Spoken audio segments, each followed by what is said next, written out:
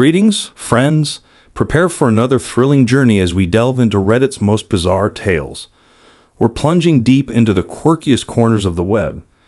Grab your popcorn and join us on this adventure. Remember to hit subscribe and like.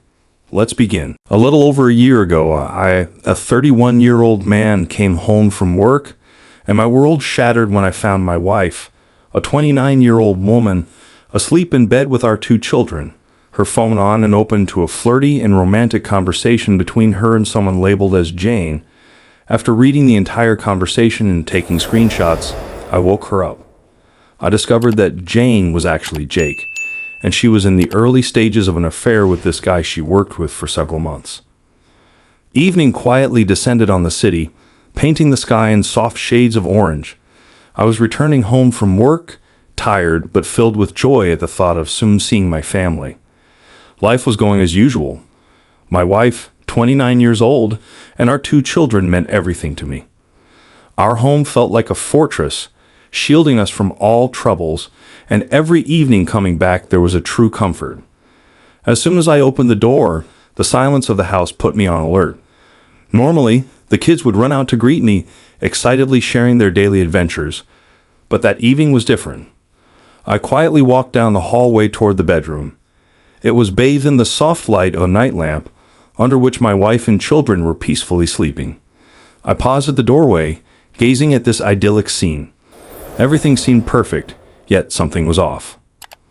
My attention was drawn to the phone lying on the nightstand, its screen brightly lit. Instinctively, I picked it up, and what I saw changed my life in an instant. The screen displayed a message, a flirty and romantic dialogue between my wife and someone signed as Jane. My heart tightened. What was this? A misunderstanding? But as I continued reading, it became clear that this was more than just a friendly chat. The messages were full of feelings, words that were once meant only for me. I felt as if I had turned to stone, unable to believe what was happening. Time seemed to stand still. I took the phone and made screenshots of the conversation, as if wanting to capture this moment of horror and betrayal that would now forever be etched in my memory. I stood by the bed, unsure of what to do next. How could this have happened? Why her? We'd been together for so many years, gone through so many hardships, and I always thought our love was unshakable. But these messages, this Jane, were the beginning of something terrible that was undermining the very foundation of our marriage. Slowly, almost without realizing my actions, I began to wake my wife.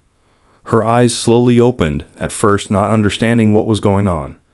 But when she saw the expression on my face and the phone in my hand, everything became clear immediately. Her face paled, and she froze in horror as if a chasm had opened up before her. "Who is Jane?"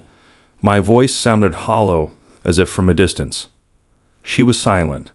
Her eyes darted around the room as if she was searching for a way to escape the situation. Finally she spoke, but her voice was quiet like a dying wind. "It's not Jane." She whispered, "It's Jake." Those words hit me like a bolt of lightning. Jake? A man? She had been in the early stages of an affair with a coworker that had lasted for several months. The world around me seemed to shatter into a million pieces. I couldn't grasp that she, my wife, the mother of our children, was capable of such betrayal. My thoughts were a jumbled mess. I didn't know what to do, what to say. She started to explain how it all began. At first, it was harmless jokes and light flirting. But over time, it grew into something more, something dangerous that consumed her entirely. She cried, begged for forgiveness, swore that she didn't know how it had gone so far.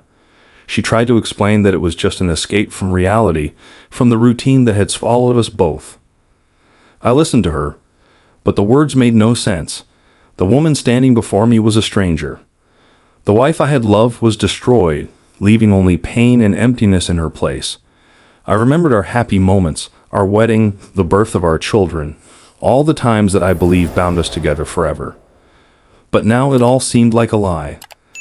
The next day I went to work, but all I could think about was what had happened. How could I have not noticed this before? What had I missed? I tried to recall every little detail, every sign that might have indicated her infidelity, but nothing came to mind. Was there anything I could have done to prevent this? These questions tormented me day and night. A few days later, I realized that something needed to be done. We began discussing our situation. At first, I was full of rage, blaming her for everything that had happened. But over time, the anger began to subside, giving way to a deep sense of loss. She said she didn't want to lose the family, that she was willing to do anything to make up for her mistakes. We decided to go to marriage counseling, though I wasn't sure it would help. The therapy sessions were tough. I learned a lot about myself, about our family, about how we had slowly drifted apart.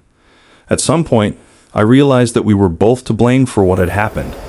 Yes, her affair was terrible, but I wasn't perfect either. We had both lost our connection, and her affair was a consequence of that rift. It's been a year since I discovered the messages. We've worked hard on our relationship. It's been a difficult journey full of tears, anger, and disappointment. There were moments when I thought it would be easier to just walk away and start over. But every time I looked at our children, I knew I wanted to fight for our family. We started with small steps. First, we rebuilt trust, though that was the hardest part. Then we began spending more time together, finding joy in simple things, walks, dinners, family games. Gradually, love began to re-emerge in our home. Now looking back, I realized that this situation changed us both. It made us stronger, taught us to be honest with each other, to openly express our feelings. My wife has become not just the person I love, but also a true friend who, like me, is willing to fight for our happiness. Yes, the pain of betrayal hasn't completely disappeared, but it has dulled. Now it's just a scar reminding us of what we've been through and overcome. We no longer idealize our relationship, understanding that it requires constant work. But I'm glad we didn't give up, that we didn't let this situation destroy our family. And though we can't change the past, we can build a future where we are honest with each other and with ourselves. We are still learning, growing, and evolving together, and perhaps that's what makes our love so strong.